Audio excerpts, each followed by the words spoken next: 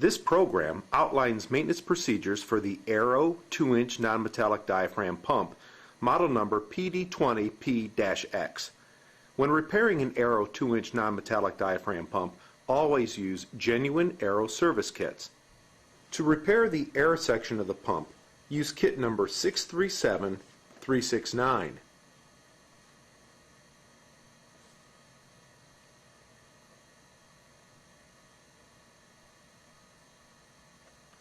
To repair the fluid section of the pump, use kit number 637373-X.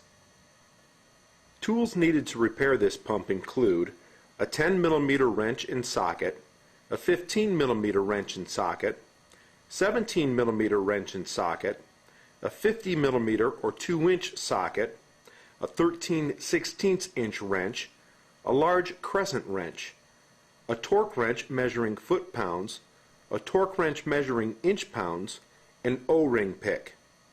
Use of an impact wrench can ease the tear-down procedures. Prior to repairing the pump, make sure it has been flushed. Review the material safety data sheet for the fluid in the pump to determine what safety equipment or apparel may be needed when repairing the unit. Using the 17 mm socket, remove the 8 screws and washers that hold the top outlet manifold in place. Lift the manifold and remove the seats, O-rings, and ball checks.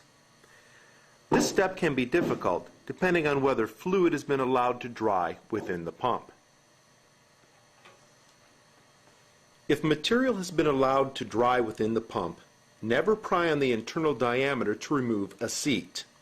The lip on the bottom of the seat may allow you to pull a stuck seat assembly from the outlet manifold. Rotate the pump so the lower manifold can be reached.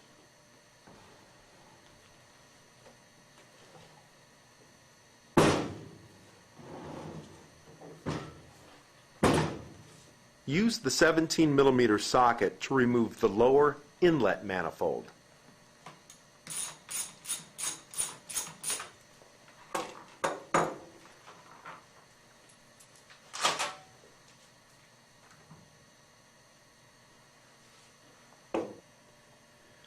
Pull the seats, O-rings, and ball checks from the fluid cap.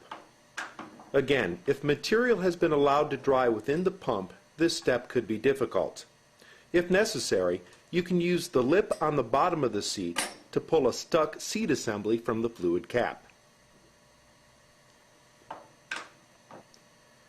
Use the 17 mm socket and a 15 mm wrench to remove the screws, washers, and nuts that hold the fluid caps to the air caps. Set the fluid cap aside. Inspect the fluid cap for wear or damage. Place the center body assembly in a vise. Then use the 50 mm socket or a large crescent wrench to loosen the diaphragm screws.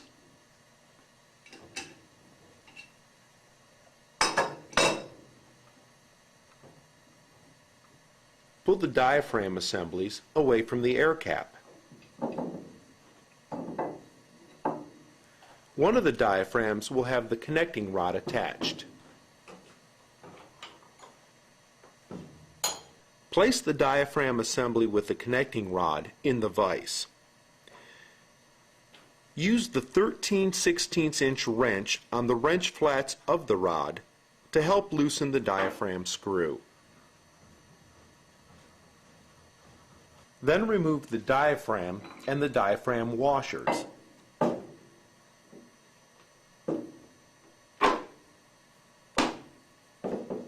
Models with Teflon diaphragms will also have green backup diaphragms. Use a 10 mm socket to remove the 8 screws and washers that hold the major valve block and the adapter plate to the center body. Set aside the valve block assembly. Separate the adapter plate from the valve block. Use the pick to remove the O-rings and track gaskets from both the adapter plate and the valve block.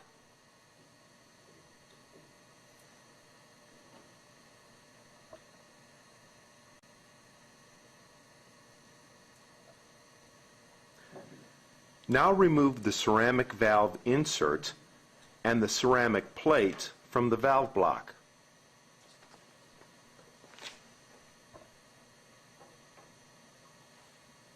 Also remove the O-ring from the base of the valve block. Place the valve block on the workbench. Use the 10mm wrench or socket to remove the nuts from the screws that run through the block. With the nuts removed, the screws and end plates can be pulled from the valve block.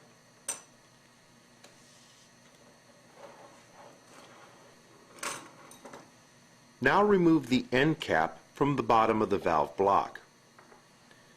Use the pick to remove the O-ring from the end cap. Remove the spool from the valve block. If the spool does not fall free, hold the valve block upright and gently tap it on the workbench to dislodge the spool. Now remove both U-cups from the spool.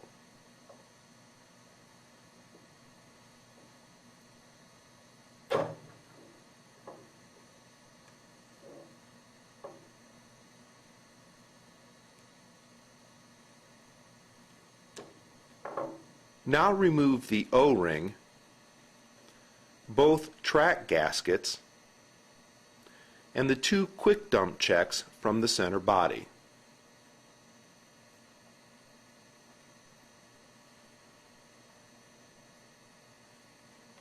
Lay the pump center body flat on the workbench. Use the 15mm socket to loosen the 6 screws that hold the pump together. Remove the 6 screws. Discard the old crush gaskets from the screws. Use the pick to remove the unthreaded tri-plates. Then remove the track gaskets. Now lift the air cap from the pump center body. Remove the track gasket and O-rings from the center body. These components may adhere to the air cap.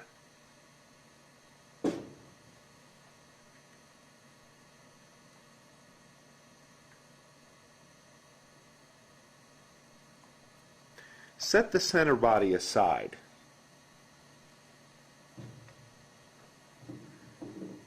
Remove the remaining O-rings and track gasket.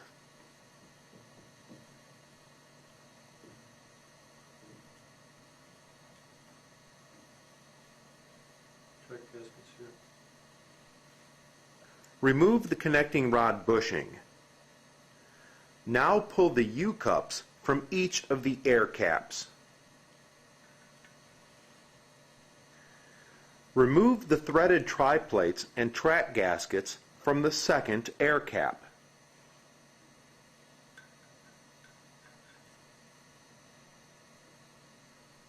Pull the actuator pins and the sleeves from the center body. If the pump has been run with dirty air, this could be a difficult procedure. Remove the actuator pins and the O-rings from each of the sleeves. Now remove the large diameter O-rings from each side of the center body.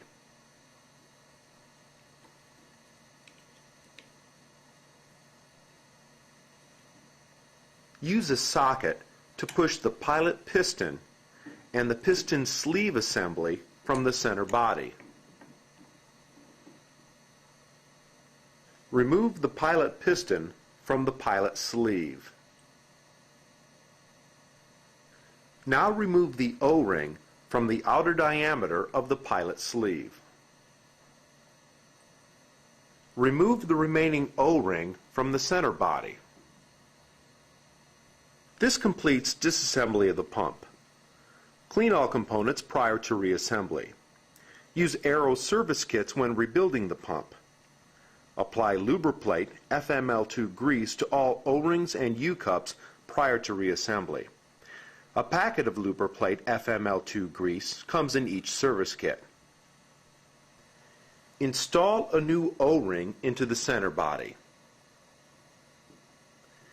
Then install a new lubricated O-ring onto the outer diameter of the piston sleeve. Carefully insert the sleeve into the center body. Be careful not to cut any of the O-rings during this step. Lubricate the sleeve and the new pilot piston.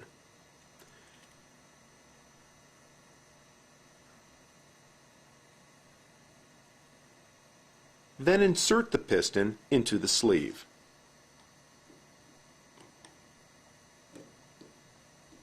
Lubricate a new O-ring and insert it into the recess of the sleeve.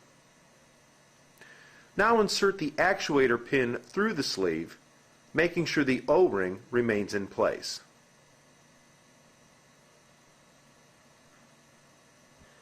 Install a new lubricated O-ring into the center body. Then carefully insert each sleeve. Place new lubricated U-cups on the major spool valve.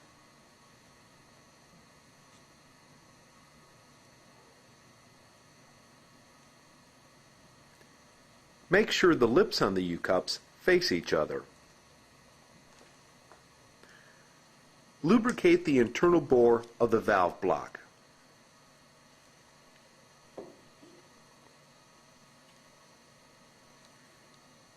Insert the spool, large end first. Be careful not to damage the U-cups on the spool.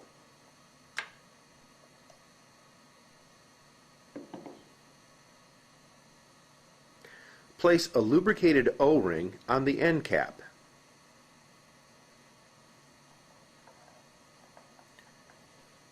Lubricate the internal and external diameters of the end cap and then insert it into the valve block.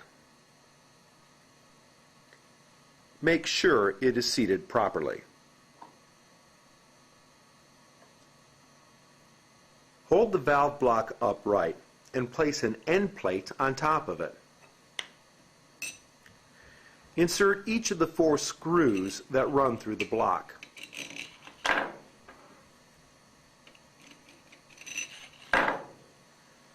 Slide the second end plate over the screws and tighten the 4 nuts with a 10mm wrench or socket.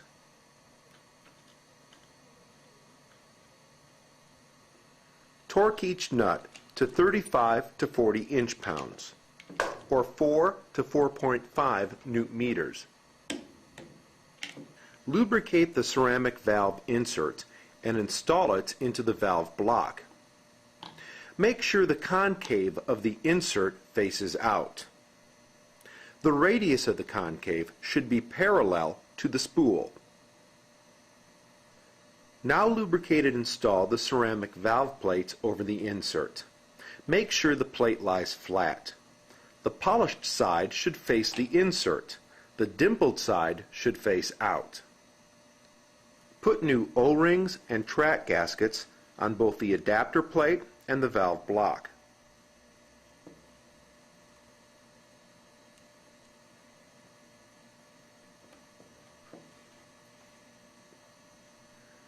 Place the adapter onto the valve block, making sure the two are properly aligned.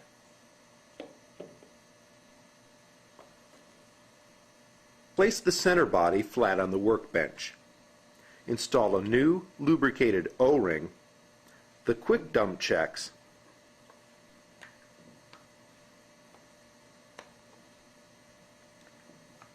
and track gaskets onto the center body.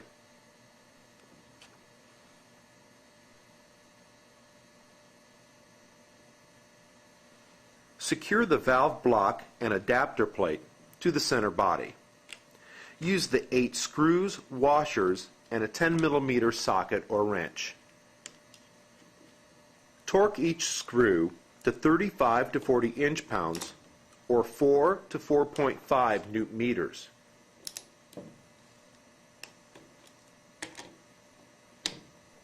Install new, lubricated O-rings and track gaskets onto each side of the center body.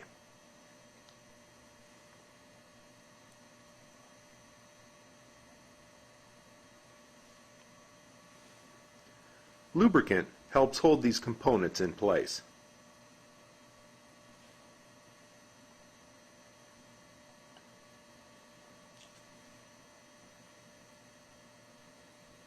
Install new lubricated track gaskets into each air cap.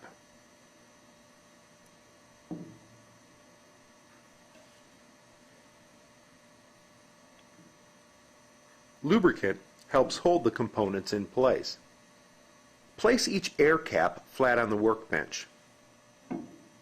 Install a new U-cup into each, making sure the lips face down.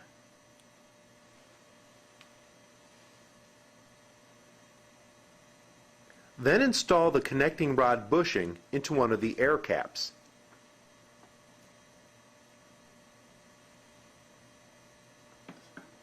Place the center body assembly onto either air cap.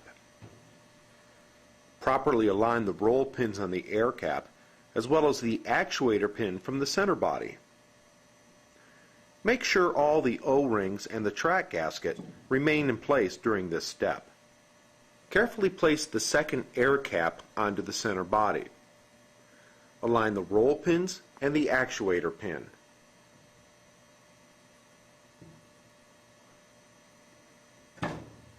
Install both unthreaded tri-plates into the air cap.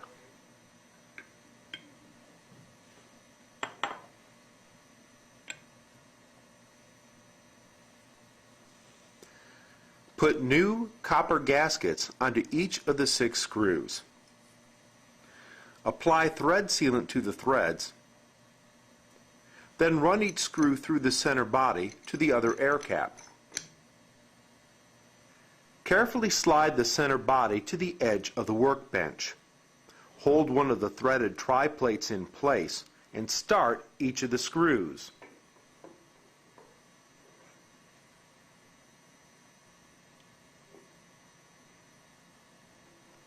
Hold the second threaded tri-plate in position and start each of the 3 screws.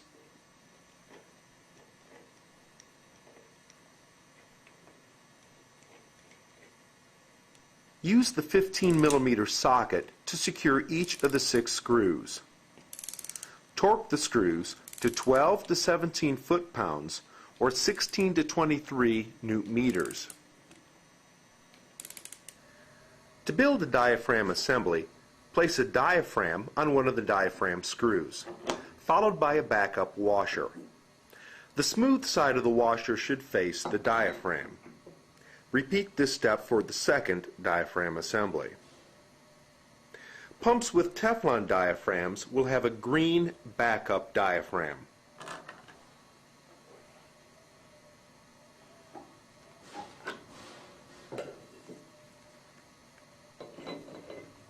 Secure the connecting rod to one of the diaphragm assemblies. Begin by applying Loctite 204 thread sealant to the threads on one end of the connecting rod.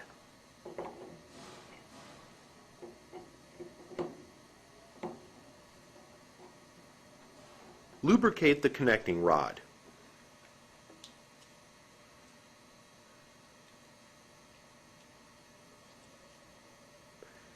Insert the diaphragm connecting rod assembly into the center body. Be careful not to damage the U-cup.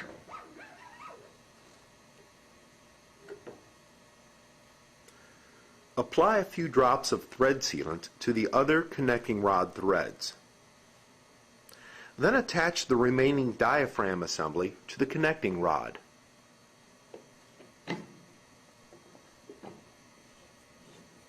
Using the torque wrench and a large crescent wrench, torque each diaphragm screw to 65 to 70 foot-pounds, or 88 to 95 newton-meters.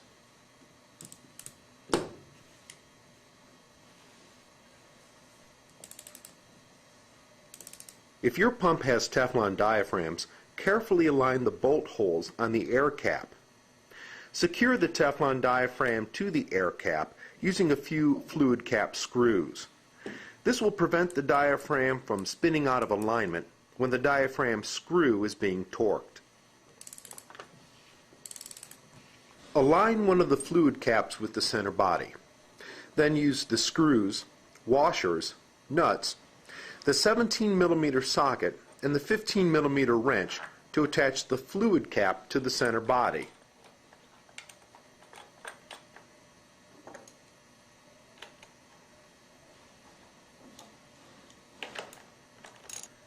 Follow the same procedure on the other side. Attach the second fluid cap to the pump center body.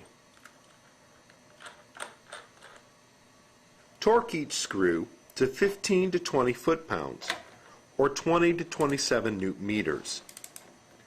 Follow the star pattern outlined in the operator's manual when torquing these screws.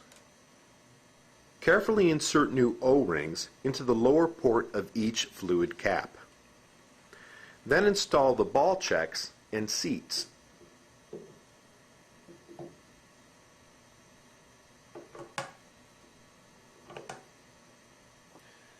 Place the large O-rings onto the lower inlet manifold. Align the manifold with the fluid caps, then secure using the screws and a 17mm wrench or socket. Make sure the O-rings remain in place during this step. Torque each screw to 15 to 20 foot-pounds or 20 to 27 newton-meters. Stand the pump upright. Place an O-ring and seat on top of each fluid cap.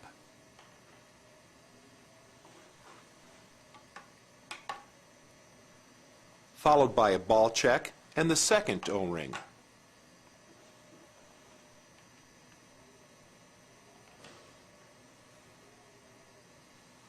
Align the upper inlet manifold. Secure the manifold using the screws and a 17mm wrench or socket. Make sure the O-rings, ball checks, and seats remain in place during this step. Torque each screw to 15 to 20 foot-pounds or 20 to 27 newton-meters.